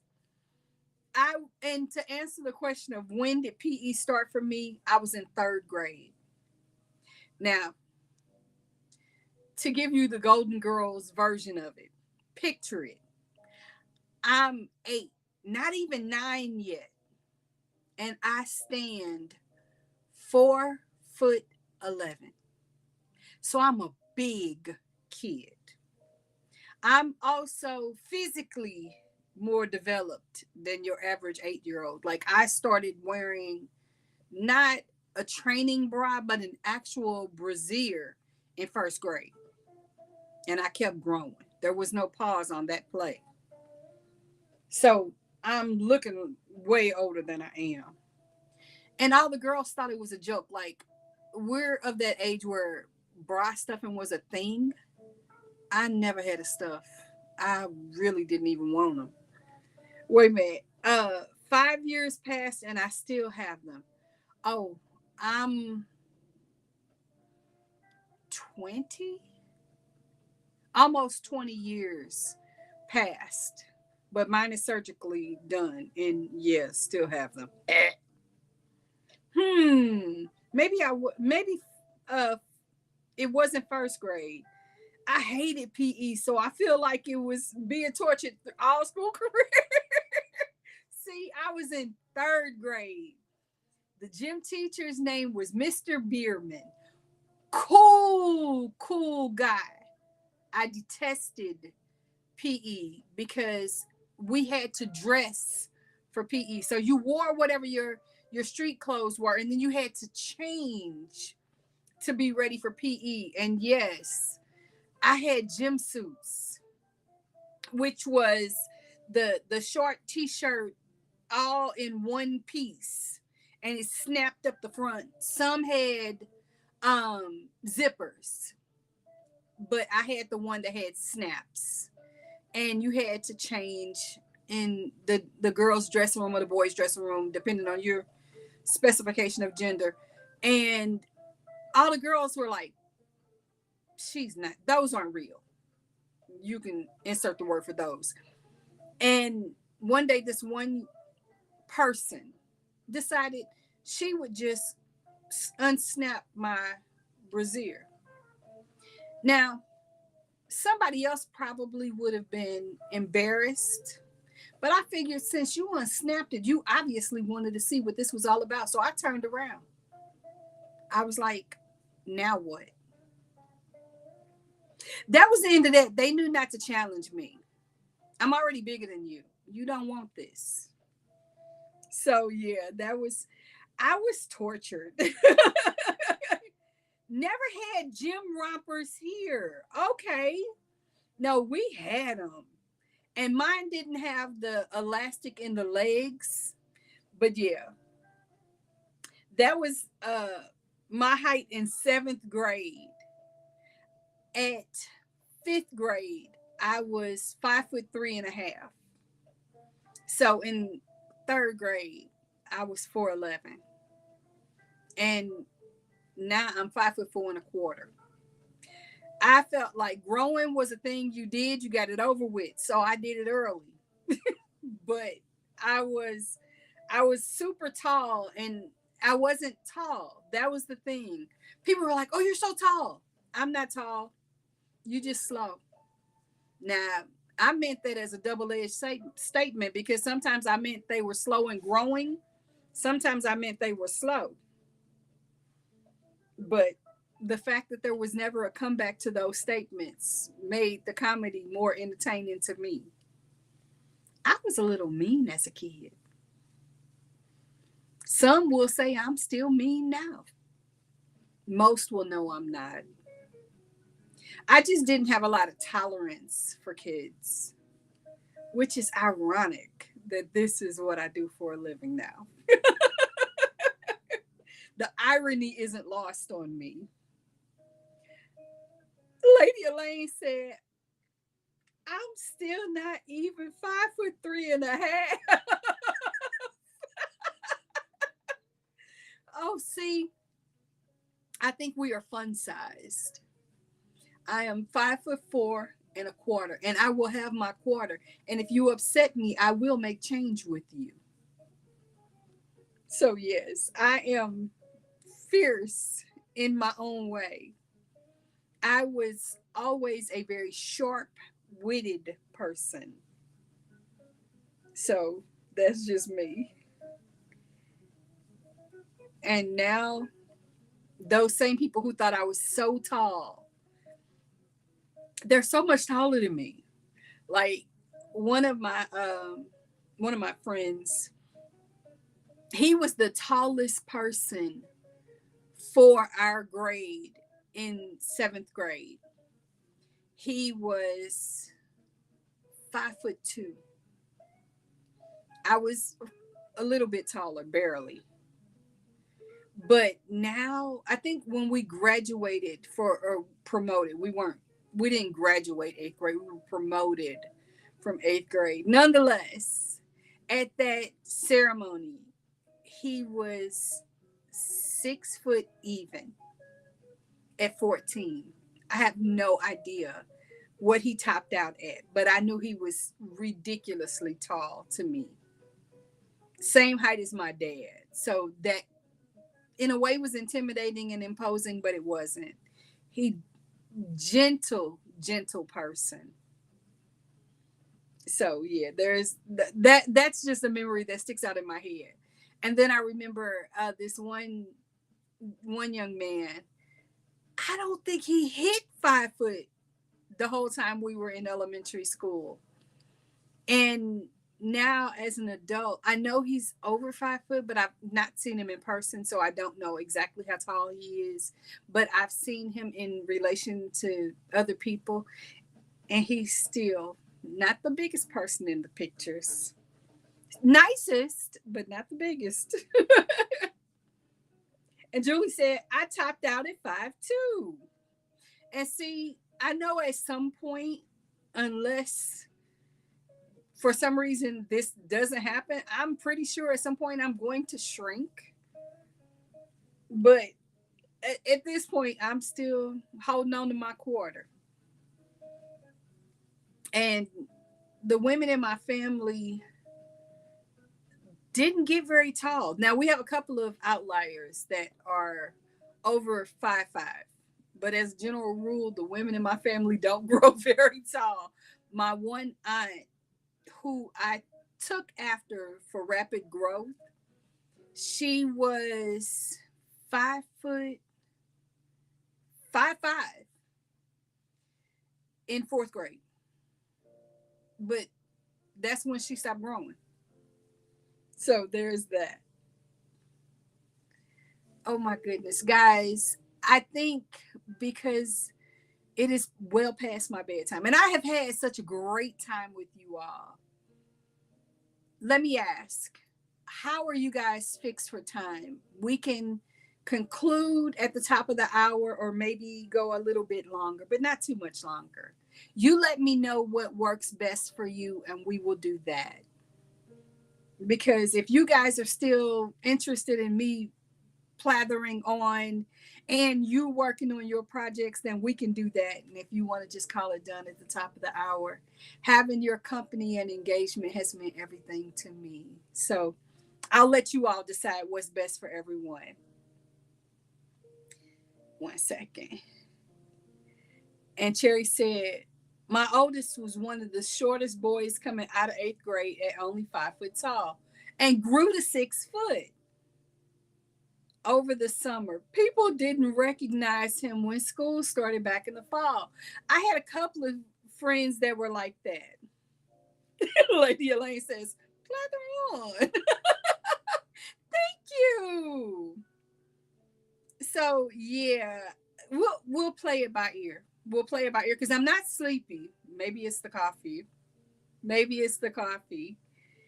But I am having such a good time with you guys that I'm not ready to let you go if you'd like to stick around.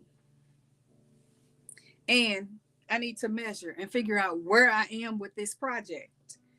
So, yeah, my one brother was 5'10" at the end of his junior year. And over that summer, he grew like an inch and a half.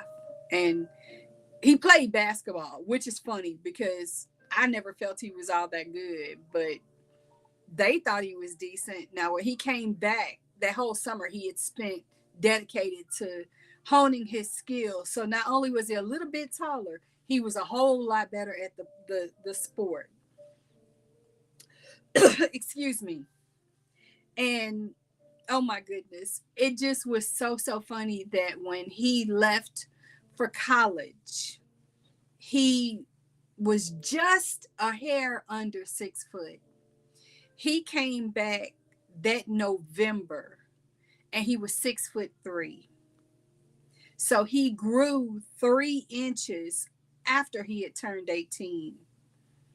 And as I got to talk to my uncles about their trajectory with growing taller, both of them, grew past the age of 18.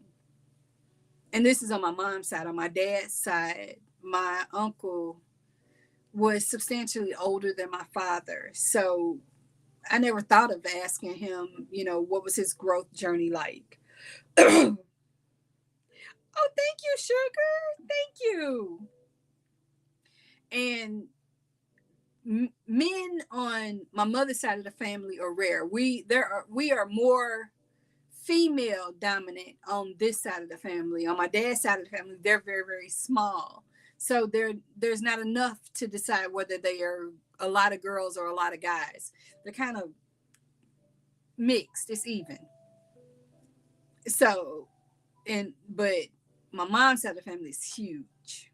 There's a lot of them. Like I last I checked, I have 26 cousins.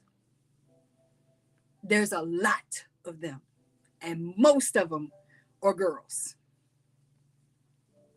So, and the funny part is the other thing, this is just craziness. In our family, on my mom's side at least, you can almost predict that your firstborn is going to be a girl.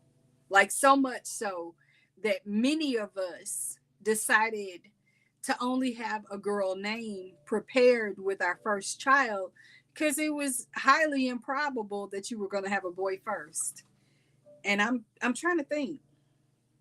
I can't think of anyone who had a boy first. Almost all of us have girls first. Like, my firstborn is a girl. I had a backup, plan because you have to have a boy's name. But why? So I picked a name that, when you know things that you don't realize have a historical connotation, this would be me.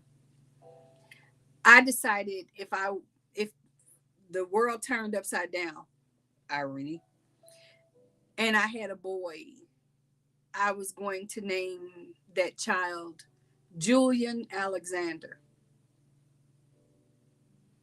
Just hold that. And of course, I knew I wasn't having a boy. I knew, like, I knew my name, that I wasn't having a boy. And if you know any history, Julian was the name of Alexander Hamilton's son. So I didn't know that at the time I selected that name. But that's just ironically funny to me. It may be funny to you too. I'm sorry. I'm hearing the laughter in the other room. It's always funny to me how, as siblings, my brother and I almost couldn't stand to be in the same room together as teenagers and children. And then when we got to adulthood, we really found our stride. Unfortunately, we weren't allowed the time to be adults together for a very long time. And my children, though 10 years apart, are very close. And hearing them laugh together is always very, very warming and reassuring that no matter what mistakes I have made, I created two adults who genuinely enjoy each other. And I suspect will probably show up for one another always. But they're also ridiculously crazy. Oh, Julie, I love that. I love the name Julian. I love the name Julian. But I also never used it. Never chose it. So that just, I liked that name. I always thought it was very, very, just a great name. And in my journey as a child care provider, I've had one client named Julian. I've had a fair amount of Ashleys. I've had some very, very common names, and I've had some very unusual names too. And I'm not going to share those names just because, but I will say I've had some fun ones. Okay. And Cherry said, in my husband's family, there are 8 grandkids, 7 boys and 1 girl. Okay, so boys might be a little dominant there. Just a little. And I think it's funny, like in thinking of name choices, my family was very big on we have to keep names, historical family names going. And one of the family names that has been on permanent retirement going forward in our family has been the name Molly. We haven't had a Molly since the 1800s, and we won't be having it one anytime soon from what I can tell, because that's just not a name we're choosing. When I was pregnant, my mother's mother wanted me to name my child Molly, and I went, ain't happening. Nope. Did not care for the name Molly. And what's funny is one of my very, very dear friends has a daughter named Molly who means the world to me. Love that young lady. Sugar is sharing love. I love that. So, oh my, I'm thinking like today, today of all ironic conversations, I was in a private conversation in a group that I'm in, and I'm new to this group, so I had not put a new member introduction up, but I did. And I shared, just a little bit about who I am, what I do, da da da. And this person commented, welcome. And they posted their name. When I tell you their first name and their middle name is my name, I said, as long as you're not me cloned, it's a good thing. And we have so much in common. It was such a great back and forth banter. This person is a year older than I am, but it was fun to find my name twin in a space that I kind of stumbled into. So that's been fun, and they keep, they've been communicating with me since the initial introduction, and I'm learning more and more about them and the commonalities of things based on when you were born as to what was a popular name at that time. When I was born, one of the popular names was Jennifer. And I was trying to think. I think in my educational walk, there were maybe 2 or 3 Jennifers the entire time. But according to the national stats for popular names the year I was born, Jennifer was one of the top names. Now, my experience is that Michelle was one of the popular names because I know so many people and went to school with so many people whose first or middle name is Michelle. So I don't know why. I assume it's because of a song. And the quickest way to get me irritated is to try to sing that song at me because you can't sing it to me.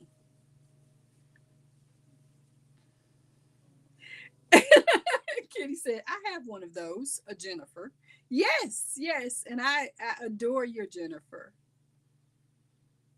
And I was trying to think, like, I remember one of the Jennifers I went to school with, like, I admired her. She was such a beautiful spirit and such a wonderful person. Another popular name that I encountered in school was Angela. And some Angelas were Angelas and others were Angies. And depending on what they chose to be called was to let you know what your relationship was with them and how they felt about their name. And Deborah said, when I was in school, it was Michael or Deborah.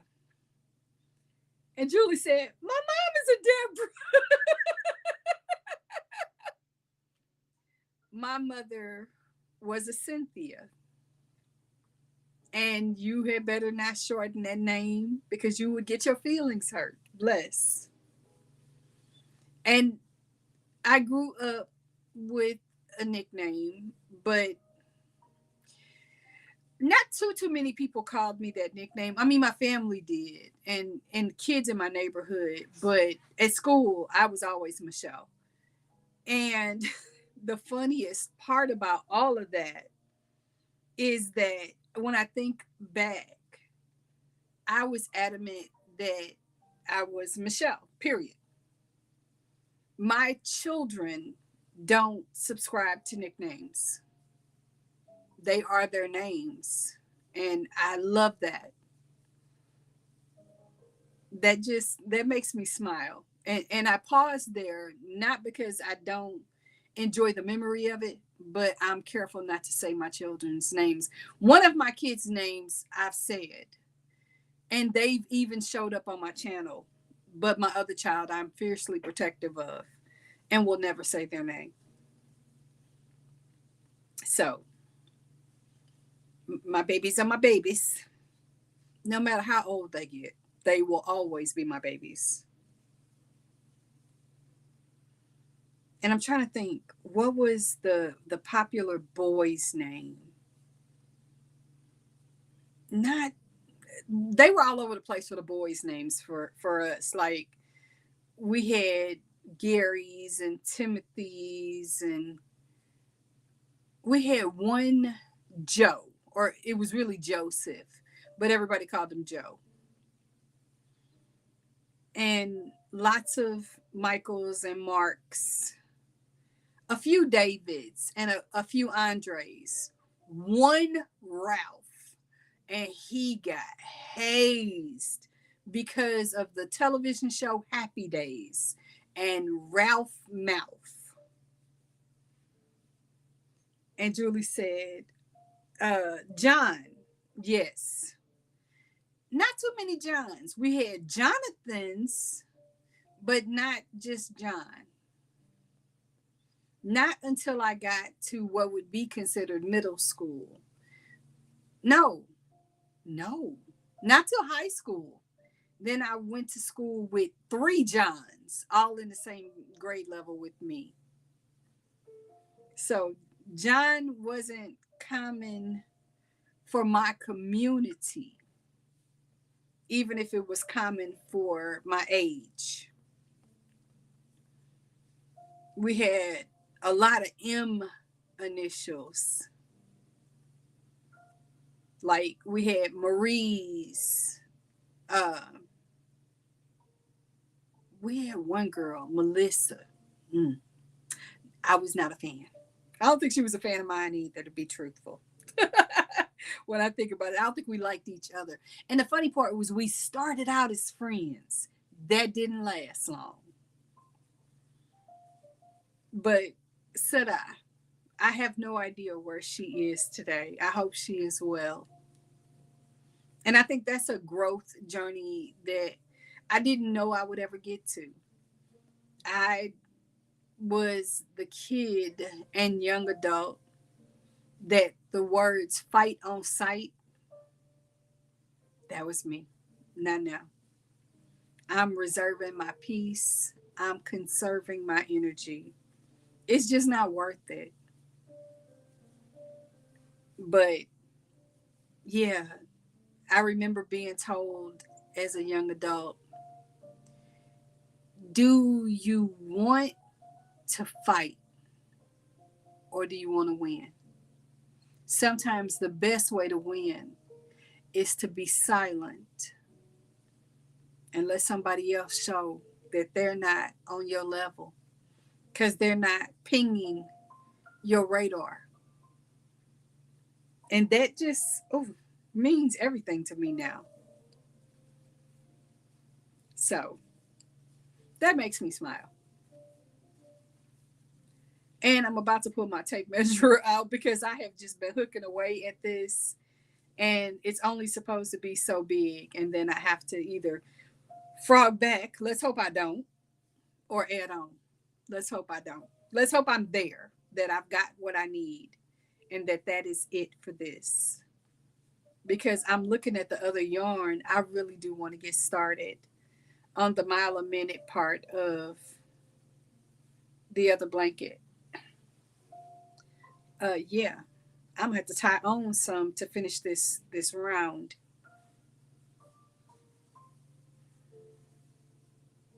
Because I have a little bit. I have another row to go. Well, another side, not another row, another side to go to finish this round. I like that song. I can't see the title, but I like that song. And I one of my goals today, away from hanging out with you all, was making sure that I finished the Whip Wonderland video that will premiere on Monday. And I got it done. I got all of the music created, although I had to make two more songs to finish that. Let's see, do we have any extra white yarn? I think I do, but not over here. So I'm going to put this down and pick up the other project. Yay! Let's see. Can I measure? I can measure this way. Let's do this. 1, 2, 3. Let me see if I've missed, because I get to talking and forget that you can't see it up there. You got to read down here. And Lady Elaine is sharing her love. I was too shy and wimpy to buck the system. Oh, I would measure before tying it on just in case you have to frog the size, right? See, somebody has better sense than I today, because I definitely would have tied and kept going. But lucky for me, it's not close by, so I can't tie on. Wait a minute, let me set this down. I have to put my hook down. And yes, it's my Furls Odyssey too, because of course. 1 second. Nope, that is not what I wanted. And here's my tape measurer.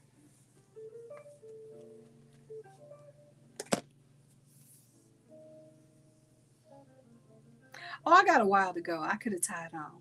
I can add another color. So the next color added on will be blue. And I'm going to put all of that in the basket. And I'm going to move this to the side. Peace. To be able to work on the other project. I told you guys, I love a good mile a minute project. And that is what I'm pivoting to for this other blanket. So, let me find my scissors, because I had them earlier. Well, when in doubt, get your backup scissors out.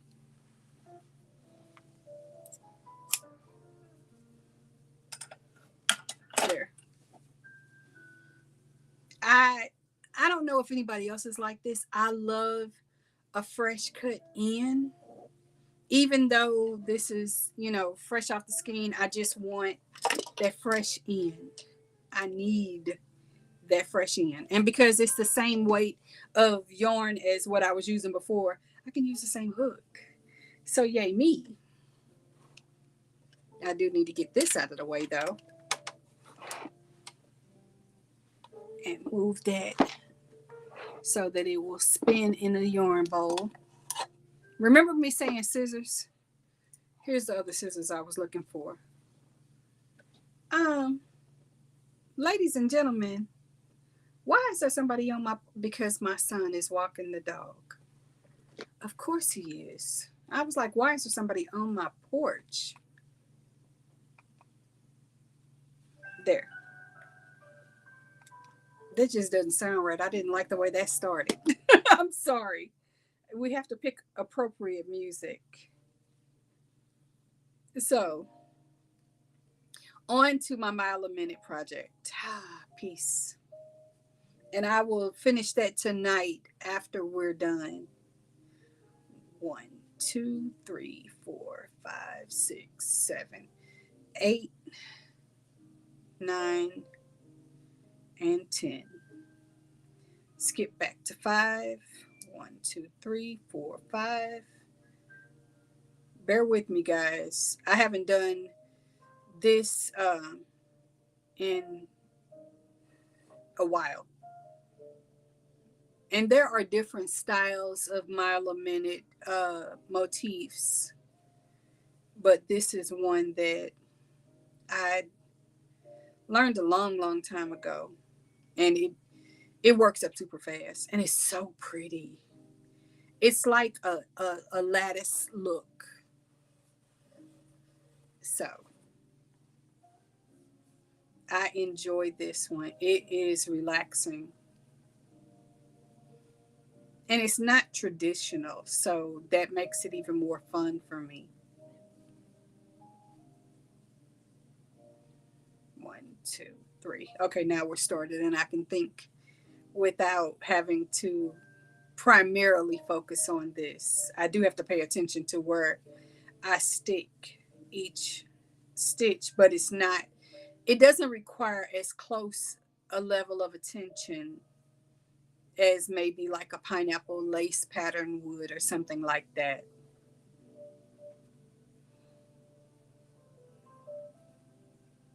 Hmm. And to think, I have to get up in the morning and moderate a chat. Wait a minute, what did Julie say? One more round and I get to try my sweater on. Oh, cool. Please update me. Let me know how that's working out. And if you would, please, please, please head over to my community chat after we're concluded for the night and drop a picture of your sweater. I would love the inspo because I am in my wearables era and I am really, I know that I'm going to make a duster sweater.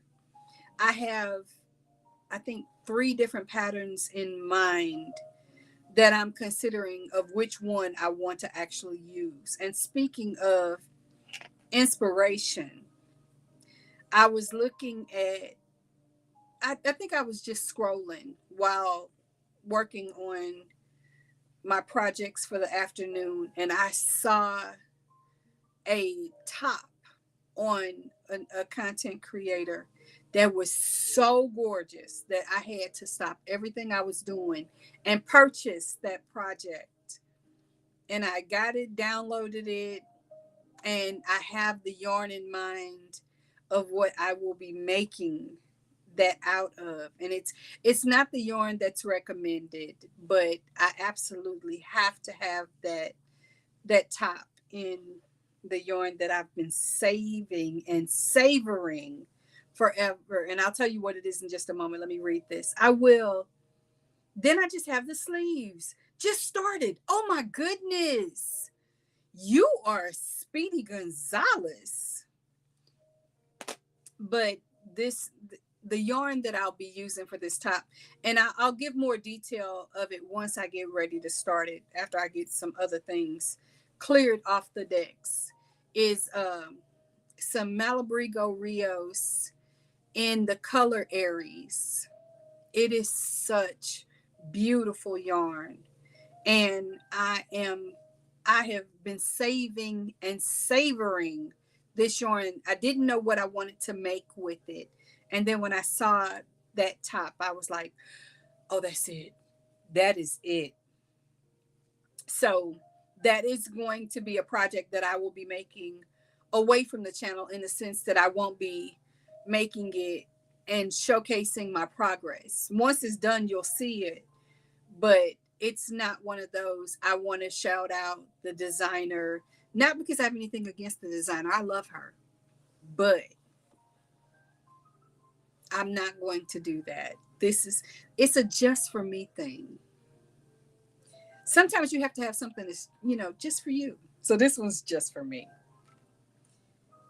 So I'm putting my, because those of you who don't know or haven't been around with me for a bit, the way that I'm able to keep my arms in the right place is I have a boppy, and the boppy has a waist tie, and it has a little clip so that I can clip it on, and it becomes like a little mobile table for me. So I have this sitting right here for that purpose.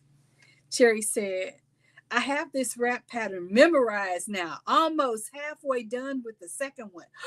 Ooh, now see, that is how the top that I did Memorial Day went.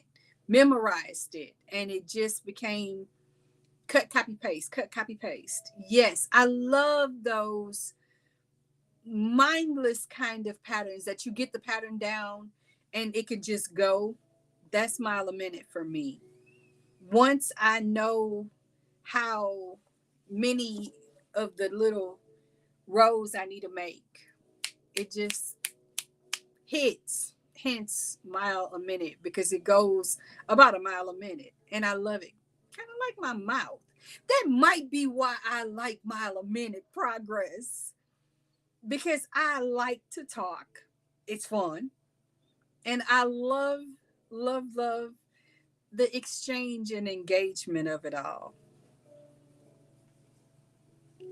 Now, I try not to get in my head too quickly when I think about that statement, because the truth of it is, I'm in here by myself and I'm talking to you as though you are right here in the room with me.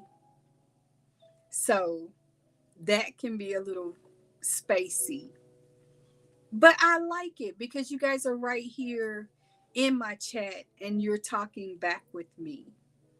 So I have that, that conversation, but it's not the same. If somebody were a fly on the wall of sorts, they'd be like, that lady has been talking and talking and talking.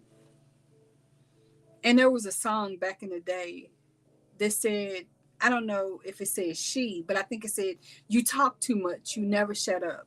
Yeah, I don't. I don't. But at least you guys seem to be enjoying it. So there's that. Sugar said, I'm doing my first ever Granny Square blanket. I'm bored out of my mind. If it wasn't for charity, I would truly stop. Sugar, thank you for doing it. Thank you for doing it. On behalf of the charity that you're supporting, just because I am so passionate about making items for charity, I am grateful that you're doing it. We are with you in spirit, listening to everything you say. Thank you, Deborah. See, that's the kind of company I can enjoy all day, every day, and twice on Sunday. But no, I'm not going live tomorrow. I'm 99.999% sure that at some point tomorrow I will be napping. At some point. But I do have, like I said, I do have moderator duty in the morning. At least I think I do. Though that particular creator uh took 2 weeks off. So I don't think they're gonna take off again. Everybody's laughing at Sugar. Sugar's like, ah! She is literally, you can almost hear her screaming, I can't take it. If I'm guessing on your size, Sugar, it's not as bad as it could be. Imagine if somebody had commissioned you to make a king size Granny Square and back and forth. So it wouldn't even be in a round. And every 3 rows, you had to change colors. At this point, I can promise you all, Sugar is screaming at whatever device she's watching me on. I will fight you. I have to mail out. Okay, excellent, excellent. I have some blankets to mail out myself. So yeah, I think we're both on that one. Pirate Ship will be at work probably tomorrow. If I get this one done tonight, I will do the labeling so it can go out. Sugar said, I think I should have done another Nana June. But but the advice was that this is quicker. It is quicker. It is quicker. So yeah, I for charity, I want either intricacy or simplicity. I'm one extreme or the other. Uh Stop that. We not having, you all are in the hammock together. Play nice. Or go to your end of the string and be good.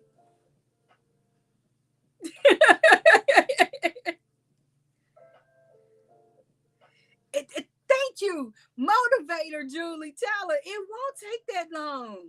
You're almost there. See, Deborah said it right there. I love the triple turn throw. This would be me. I love that one.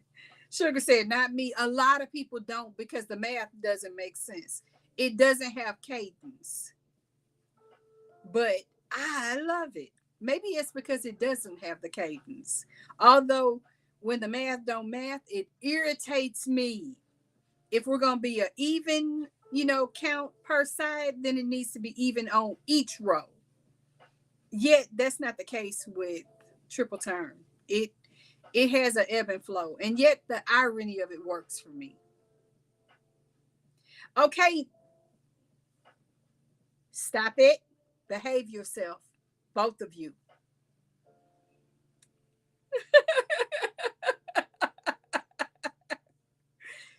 And again, I mentioned earlier that when it comes to relationship, I am connected with Kitty outside of this space. I'm also connected with both Sugar and Cherry outside of this space. So me fussing at them is just an everyday conversation as well. Wait a minute. Oh, I know what you were talking about. I said I did Granny Square for my second, not that it. Sugar, keep hooking. Just keep hooking. You're going to be fine. You are closer to the end than you were when you started. Remember that part. 1, 2, and this makes 3. Oh, my mercy. Oh, my goodness. You good? Okay. It is almost 30 minutes of the hour, and I'm going to target this one at Lady Elaine. Half or the whole? Which do I do? Do I do half of the hour or finish the hour? Because I think if I stick it in, stick with it, Sugar will probably finish more of her project. At the same time, if I cut it short, I can go eat dinner with the understanding, of course, that I'm diabetic. So I might need to pay attention to that part too.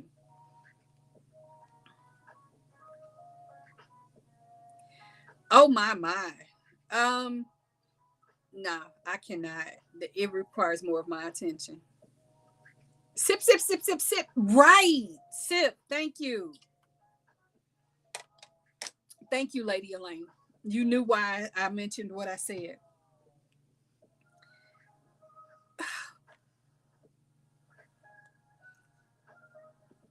Oh.